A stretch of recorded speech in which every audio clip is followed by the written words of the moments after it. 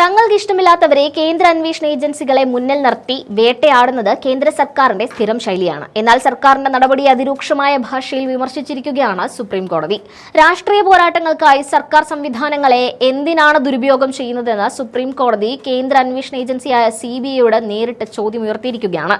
ജാർഖണ്ഡ് നിയമസഭാ സെക്രട്ടേറിയറ്റിലെ നിയമനങ്ങളിലും സ്ഥാനക്കയറ്റങ്ങളിലും ക്രമക്കേടുകൾ ഉണ്ടെന്ന് ആരോപിച്ച് പ്രാഥമിക അന്വേഷണം നടത്താൻ അനുമതി തേടിയ CBIയുടെ ഹർജി തള്ളിക്കൊണ്ടാണ് ജസ്റ്റിസ് BR ഗവായി അധ്യക്ഷനായ ബെഞ്ച് ഇത്തരമൊരു കടുത്ത പരാമർശം നടത്തിയത്. അന്വേഷണ ഏജൻസികൾ കേന്ദ്ര സർക്കാരിന്റെ കയ്യിലെ കളിപ്പാവായിട്ടാണോ പ്രവർത്തിക്കുന്നതെന്ന ഗൗരവകരമായ നിരീക്ഷണമാണ് കോടതി മുന്നോട്ട് വെച്ചിരിക്കുന്നത്. ജാർഖണ്ഡ് നിയമസഭയിലെ ഉദ്യോഗസ്ഥരുടെ നിയമനവും പ്രമോഷനും സംബന്ധിച്ച തർക്കത്തിലാണ് CBI കക്ഷി ചേരാൻ ശ്രമിച്ചത്. എന്നാൽ നിയമനങ്ങളും സ്ഥാനക്കയറ്റങ്ങളും പൂർണ്ണമായും സർക്കാരിന്റെ ഭരണപരമായ തീരുമാനങ്ങളാണെന്നും അതിൽ CBI ഇടപെടേണ്ട യാതൊരു സാഹചര്യവുമില്ലെന്നും കോടതി വ്യക്തമാക്കി. രാഷ്ട്രീയ സ്വഭാവമുള്ള ഇത്തരം വിഷയങ്ങളിൽ അന്വേഷണ ഏജൻസികൾ അനാവശ്യമായി കോടതിയെ സമീപിക്കുന്നതിനെ ഞെട്ടിക്കുന്ന സംഭവമെന്നാണ് മുതിർന്ന അഭിഭാഷകൻ കപിൽ സിബൽ വിശേഷിപ്പിച്ചത്.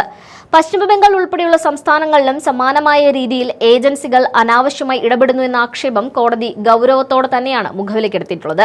അന്വേഷണ ഏജൻസികളെ കേന്ദ്ര സർക്കാർ രാഷ്ട്രീയ ആയുധമായി ഉപയോഗിക്കുന്നു എന്ന ആക്ഷേപം ശരിവെക്കുന്ന രീതിയിലാണ് സമീപകാലത്തെ രാഷ്ട്രീയ നീക്കങ്ങൾ.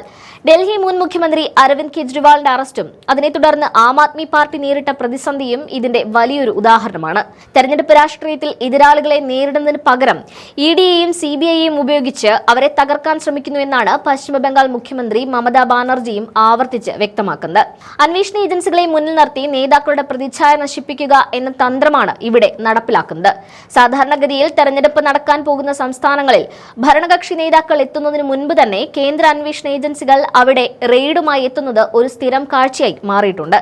രാഷ്ട്രീയമായി വിജയിക്കാൻ കഴിയാത്ത സാഹചര്യങ്ങളിൽ അന്വേഷണ ഏജൻസികളെ ഉപയോഗിച്ച് വഴിവിട്ട നീക്കങ്ങൾ നടത്തുന്നു എന്ന പ്രതിപക്ഷത്തിന്റെ പരാതിക്ക് സുപ്രീം കോടതിയുടെ ഈ നിരീക്ഷണം വലിയ കരുത്താണ് പകർന്നിരിക്കുന്നത്.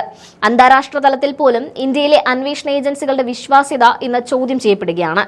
ഏജൻസികൾ നിഷ്പക്ഷമല്ലെന്നും സർക്കാർ നിർദ്ദേശങ്ങൾക്കനുസരിച്ചാണ് അവ പ്രവർത്തിക്കുന്നതെന്നുമുള്ള സന്ദേശം പുറത്തുപോകുന്നത് രാജ്യത്തിന്റെ അന്തസ്സിനെ ആഗോളതലത്തിൽ തന്നെ ബാധിക്കും. രാഷ്ട്രീയ പോരാട്ടങ്ങളിൽ അന്വേഷണ ഏജൻസികൾക്ക് യാതൊരു പങ്കുമില്ലെന്നും യഥാർത്ഥ കുറ്റകൃത്യങ്ങളും അഴിമതികളും അന്വേഷിക്കുക എന്നതാണ് അവരുടെ ഉത്തരവാദിത്തമെന്നും സുപ്രീം കോടതി കർശനമായി ഓർമ്മിപ്പിച്ചു. ഭരണഘടനാ സ്ഥാപനങ്ങളുടെ തലപ്പത്ത് സർക്കാരിനോട് താൽപര്യമുള്ളവർ ഇരിക്കുന്നത് ഏജൻസികളുടെ സ്വതന്ത്രമായ പ്രവർത്തനത്തെ തടസ്സപ്പെടുത്തുന്നു എന്ന വിമർശനവും ഉയരുന്നുണ്ട്. നിയമനത്തിന് മുകളിലല്ല തങ്ങളെന്നും രാഷ്ട്രീയ താൽപര്യങ്ങൾക്കനുസരിച്ച് പ്രവർത്തിക്കാനുള്ളതല്ല സർക്കാർ സംവിധാനങ്ങളെന്നും അന്വേഷണ ഏജൻസികളെ ബോധ്യപ്പെടുത്തുന്നതായിരുന്നു സുപ്രീം കോടതിയുടെ നിലപാട്. വരും ദിവസങ്ങളിൽ സർക്കാർ വിഷയങ്ങളിൽ കേന്ദ്ര അന്വേഷണ ഏജൻസികളുടെ അനാവശ്യമായ ഇടപെടലുകളെ തടയുന്നതിനുള്ള കർശനമായ ഉത്തരവുകൾ ഉണ്ടാകുമെന്ന് ഉറപ്പാണ്.